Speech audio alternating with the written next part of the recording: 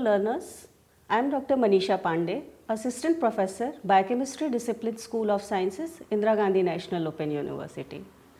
In this session, I am going to discuss with you about nucleic acids. This is the part of our course Molecules of Life BBC CT 101 under the BSc Biochemistry Honours Program. When we listen about nucleic acids, what comes to your mind? What is a nucleic acid? Why it is so important? Well, nucleic acids are polymers of nucleotides. They are one of the important macromolecules, biomolecules you can say, and the nucleic acids have been classified into two types, DNA and RNA. DNA stands for deoxyribonucleic acid and it is found in the nucleus of a cell. Now, small amount of DNA is also found in mitochondria and chloroplasts. They are the extra nuclear organelles, and that is why the DNA present in mitochondria and chloroplast is termed as extra chromosomal DNA. Ribonucleic acid or RNA is found throughout the cell. Now the question arises, why nucleic acid is so important? Well, nucleic acid is important because it is considered and it has been proved to be the genetic material. So, it is the information storage molecule. We can say that nucleic acid carry genetic information from one generation to another generation. And this ability to store and transmit genetic information from one generation to next generation is the fundamental condition of our life also. Now, let us look how this flow of information takes place. Flow of information is also known as central dogma of molecular biology. Central dogma means something which is very important. How this information flow takes place? If you look at the figure, you will see that the message encrypted in the DNA double helix is getting converted into RNA, and then this RNA is further getting converted into protein. The process of conversion of the message encrypted in DNA or coded in DNA and its conversion into RNA is known as transcription, and then the encrypted message from RNA is getting converted into protein, and this process is known as translation. Now, this is a unidirectional flow of information from DNA to RNA to protein, and this flow of information is very vital phenomenon. If you look at another picture, you will see that here the DNA is localized within the nuclei of the cell, and then when it is getting converted into RNA, especially messenger RNA, it is coming out of the cell where ribosomes attach to it and convert it into protein. Now, the synthesis of functional biological product, whether it is a protein or RNA, whenever it is required, a segment of DNA molecule that contains this information undergoes synthesis, and this piece or segment of DNA coding for a particular functional biological product is termed as gene. Now question arises, if this message is so important, how the information is getting stored? Information can be stored by any object which possesses more than one distinguishable state. For example, if you look at beads, if it is a small bead or a bigger bead, it may convey different messages. Then colors of bead symbolizing different things. Similarly, in DNA, the information is stored in linear sequences, and this particular sequence of 4 different elements along its length, which are known as nitrogenous bases, are storing information here. We will talk about nitrogenous bases further. The structural arrangement of these 4 different bases along its length and interaction make DNA structure so well suited that duplicated information storage permits repair of damaged information as well as a unified mechanism of replication. If information is stored in DNA, then what is the significance of RNA? When we were talking about central dogma of molecular biology, we saw it is acting as a intermediate between DNA and protein. So one of the cellular uses of RNA is as a temporary information carrier. RNA ordinarily does not participate in replication or repair activities, but in addition to handling information, some type of RNA molecules have also been found to have structural or catalytic activities, and this ability of RNA to perform all these roles has led to the belief that in evolution of life, RNA appeared much before DNA or protein. So, let us look at the structural aspect of DNA. The building block of nucleic acids, as I said, and you all know also, are nucleotides. So, nucleic acids are very well termed as polynucleotides or polymer of nucleotides. RNA or ribonucleic acid is a single nucleotide chain, whereas DNA consists of two nucleotide chains, and these chains are linked together. Now, let us look at the structure of a nucleotide. So, whereas DNA consists of two nucleotide chains which are linked together. So, let us look at the structure of a nucleotide. If you look at the figure, you will notice three things. There is a phosphate group, there is a sugar molecule, and there is a nitrogenous base. Now, to a pentose sugar, at one end phosphate group is attached, at another end the nitrogenous bases are attached. So, nucleotides are composed of three things: nitrogenous bases, sugar and phosphate, and a nucleotide can have 1, 2 or 3 phosphate group links together. When phosphate group is not attached with the nucleotide, it is termed as nucleoside. So, nitrogenous bases along with sugar make nucleoside, and when phosphate get attached to it, then it becomes a nucleotide. I just mentioned that the sugar in nucleotide is a pentose sugar. You can question why it is not a hexose sugar or some other sugar.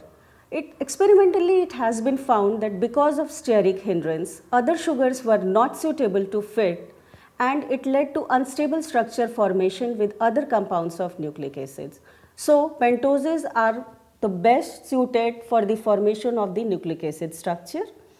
And here you must remember one thing, that whenever we are numbering the carbon of a pentose in a nucleotide or a nucleic acid chain, they are assigned prime designation just to distinguish them from the numbered atoms of the nitrogenous bases. Now, if you look at the figure, you will notice two things. There is a deoxyribose sugar in DNA and a ribose sugar in RNA. So, what is the difference between deoxyribose and ribose? If you see at the 2' position, in ribose sugar, additional hydroxyl group is present, while in deoxyribose, hydroxyl group is not present or a hydroxyl group is missing. This additional hydroxyl group in ribose makes it prone, you can say, or other way round, due to the presence of deoxyribose sugar, which is containing one less hydroxyl group in DNA. DNA becomes more stable than RNA, and this is why it is very useful for keeping the genetic information safe and serving as a storage molecule. Now, we will talk about nitrogenous bases. Nitrogenous bases were first identified in late 1880s by Emil Fischer. The nitrogenous bases are derivatives of two parent compounds, purines and pyrimidines. Both are heterocyclic compounds made up of carbon and nitrogen, and both have got the planar structure. Planar means they are like flat molecules. So, both are heterocyclic and both are planar in structure.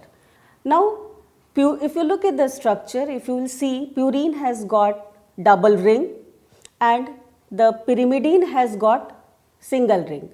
And 5 commonly occurring nitrogenous bases in DNA are cytosine, thymine, uracil, which are pyrimidines, single ring structures, and adenine and guanine, which are double ring structures and purine derivatives. Now, if you look at the numbering, you will see that the purines are numbered in anti-clockwise direction, starting from N1 to N9, while the pyrimidines are numbered in clockwise direction. Now, we will see which base is present in DNA and which is present in RNA. The major purines of both DNA and RNA are adenine and guanine. So purine is common to both DNA and RNA. From pyrimidines, cytosine and thymine occurs in DNA and cytosine and uracil occurs in RNA. So you can say thymine of DNA is replaced by uracil in RNA. Now in addition to these 5 nitrogenous bases, some unusual bases are also found in nature, for example hypoxanthine, xanthine, uric acid.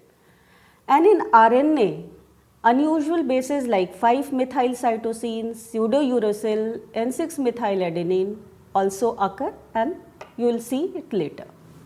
Now let us look at the entire component of nucleic acids together. If you look at the structure, you will see that from amongst the nitrogenous bases, thymine occurs only in DNA, uracil occurs only in RNA, while adenine, guanine and cytosine are common to both DNA and RNA. Phosphate is commonly found in DNA as well as RNA structure. Amongst the sugar part, 2-deoxyribose is present in DNA while ribose is present in RNA. So all the 3 things together, when they join, they make the structure of nucleotide. Let us look at the structure of a nucleotide. How the phosphate is joined, we just talked also. The phosphate is joined with the 5th carbon of the pentose sugar, and the nitrogenous base is attached at the 1st carbon of the pentose sugar. Now the N9 of purine or N1 of pyrimidine is actually getting bonded with the C1 of the pentose in a N-glycosidic bond formation. So when the N-glycosidic bond formation is taking place, what is happening? A molecule of water is eliminated and the N9 or N1 of the nitrogenous base gets linked with the C1 carbon of the sugar. This N-beta glycosyl bond is formed by the removal of an element of water, and the hydroxyl group comes from the pentose while the hydrogen comes from the base, which is very much like the O-glycosidic bond formation. Now the entire structure of nucleotide you can visualize. Now we will look at the IUPAC nomenclature. I was just mentioning adenine, guanine, cytosine, thymine or uracil. They are the common names, and one letter symbol has also been assigned to it, adenine being A, guanine being G, cytosine C, uracil U, thymine T. But to have a uniform system of nomenclature, IUPAC naming has been done, and based on the chemical structure, adenine is known as 6-aminopurine because at the 6th position amino group is present in the purine ring. So this is known as 6-aminopurine.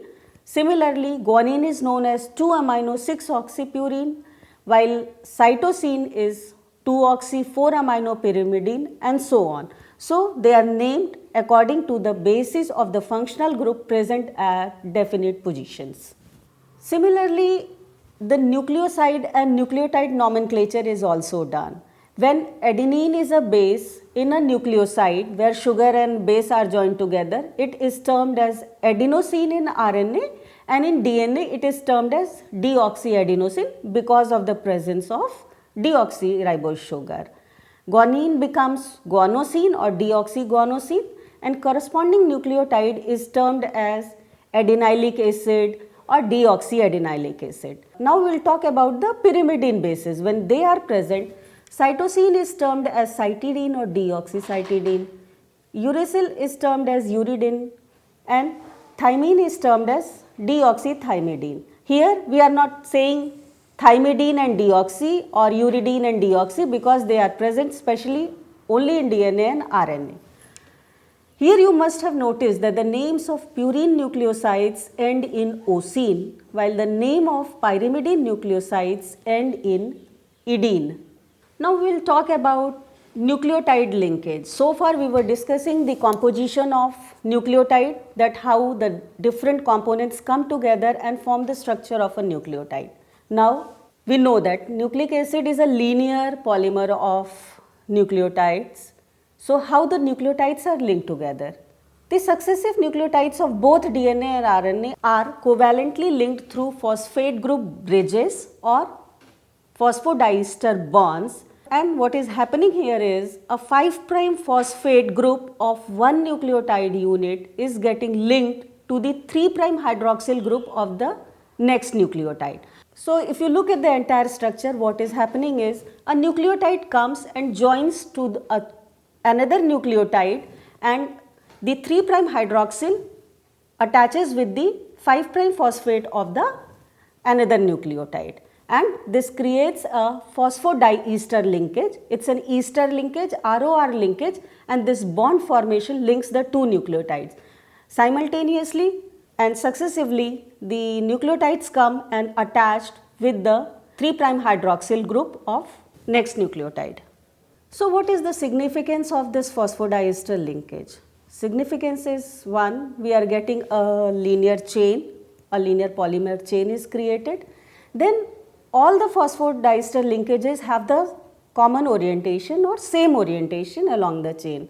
This gives linear nucleic acid strand a specific polarity and distinct 5', 3' end. Means at one 5' end, if one nucleotide is present, then another will come and join here. So this is how the chain is moving from 5' to 3' end. So this is providing a specific polarity as well as a distinct 5' and 3' end. And theoretically, you can see that the 5' end of a nucleotide will lack nucleotide at 5' position, while the 3' end of the nucleotide will lack another nucleotide at the 3' position. What this means? This means the 5' end of a chain will be vacant and the 3' position of the chain will be vacant. This phosphodiester linkage is creating a single linear chain, but we know that DNA is a double helix. So how the double helical structure is formed? Well, here we will talk about base pairing. If you look at the structure, you can see that the thymine has bonded with adenine, the guanine has bonded with the cytosine. The dotted lines represent hydrogen bond, and there is two dotted line, or you can say two hydrogen bonds are present between thymine and adenine. 3 hydrogen bonds are present between guanine and cytosine. Similarly, uracil and adenine also form 2 hydrogen bonds. So two different nucleotide chains are getting joined together with the help of hydrogen bonds, and this is known as base pairing. We all know that hydrogen bonds can form whenever a hydrogen atom can get shared by a donor such as amino group and an acceptor such as a carbonyl group. These hydrogen bonds formed between the bases of DNA are strong because in all the cases, 3 atoms participating in hydrogen bond formation lie almost nearly in straight lines. Here you must have noticed that purines and pyrimidines are different in shape and sizes. However, the pair of these molecules like adenine thymine or guanine cytosine do possess regular shapes. And not only these pairs are regular, but they are further stabilized by the hydrogen bonds. Base pairing, that is hydrogen bond formation between a large purine like adenine or guanine on one chain and a smaller pyrimidine, that is thymine or cytosine, of which each is having a single ring on the other chain, occurs effectively without any steric hindrance. So this base pairing is creating a double helix or joining the two helix together. And this basic structure of DNA of double helical nature was deduced by Watson and Crick using 3 pieces of information: X-ray diffraction data, structure of the nitrogenous bases, and Chargaff's finding, that is base pairing. If we talk about the salient features of Watson and Crick model of DNA, which was proposed in 1953, it has some important features. It says the 2 linear nucleotide chains run in opposite direction, that is anti-parallel orientation. If one chain is moving up, the another chain is coming down. So these two oppositely running chains are coiled around a common axis to give rise to a helix. Then the sugar and phosphate backbones are on the outer side, while the purines and pyrimidines bases lie on the inner side of the helix and are nearly perpendicular to the axis. What this means? If this is forming the sugar and phosphate backbone, then it is lying at the outer side and the bases are stacked in between. So, like this you can visualize like this, one chain is going up, another chain is going down, bases are linked in between, they are present inside and then they are further bonding with one another. Now the adjacent bases or nucleotides are separated by the same distance of 3.4 angstrom, which we call as helix rise, means one base has got a thickness of 3.4 to another 3.4 is added, then 3.4 is added. So like this the helix is rising and the helical structure repeats every 34 angstrom. It means for one complete turn there are approximately 10 bases in the helix. Another feature of Watson and Crick model is there is a rotation of 36 degrees per base, that is 360-degree full turn for 10 base pair takes place. Approximately it is said 10, actually it turns out to be 10.4. Now strong and straight hydrogen bonds between the specific bases, that is A and T and G and C, is taking place and the diameter of the helix is 2 nanometer or 20 angstrom, means the distance to the total distance between the two helix is 20 angstrom. Since so far we were talking about DNA as a storage molecule, although we talked about the structural components of both DNA and RNA. So what is the significance of RNA? Unlike double-stranded DNA, RNA is generally single-stranded molecule with much shorter chain of nucleotides, and it is double-stranded only in the case of tRNA or transfer RNA, but generally non-helical in structure. The self-complementary sequences in biologically active RNA allow some of its part to fold and pair to form short helical loops, which is termed as hairpin loops. Now what is self-complementarity? Self-complementarity is, we talked about the two helices running in anti-parallel orientation, but this helix is capable of pairing with another helix, means if here at nth position I have got adenine, then in another helix at the same position we have got T, so that AT base pairing can take place. This complementary base pairing is termed as self-complementary, and the two helices in DNA are self-complementary to each other, so that they are able to base pair. So far we talked about the structure, or you can say the components of nucleic acid which form the structure of DNA. Now we will go back to the historical lens and see how the discovery of DNA took place. This journey of discovery of DNA, the determination of its structure and the recognition of DNA as a genetic material has been long and very exciting.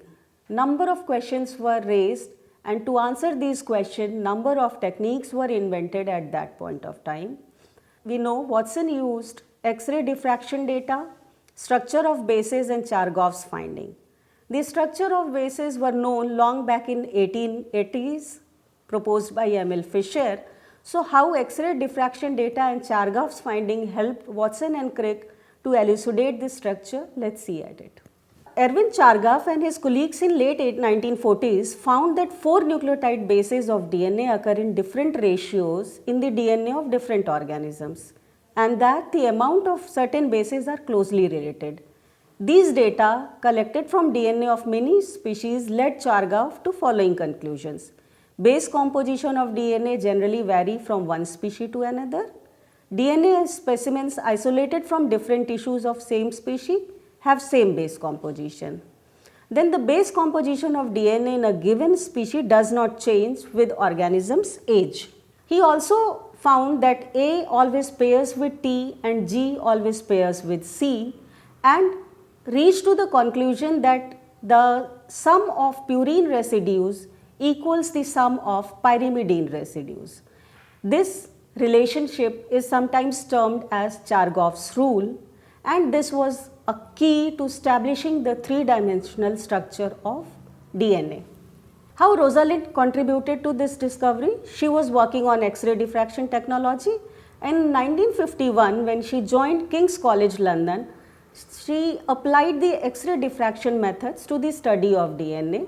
She found that the density of DNA, and more importantly, established that the two molecules existed in a helical conformation. And by the end of 1952, when Watson and Crick met Chargaff, Chargaff shared his findings with the Watson and Crick, and by that time Rosalind also contribution was known. So this all together led to the foundation for James Watson and Francis Crick to suggest that the structure of DNA is a double helical polymer, and the spiral consists of two strands of DNA wound around each other on the 28th of February 1953. Here you can see the rod and metal structure of DNA model prepared by Watson and Crick. Now to sum up, we can say that the structures of both DNA and RNA make them so well suited that their major biological roles of storing and genetic information becomes possible, and this information is fundamental to the growth and survival of cells and organism because it specifies the structure of molecules that make up a cell. And the secret of this structure lies in the structure of nitrogenous bases, base pairing, and the three-dimensional helical arrangement. Thank you.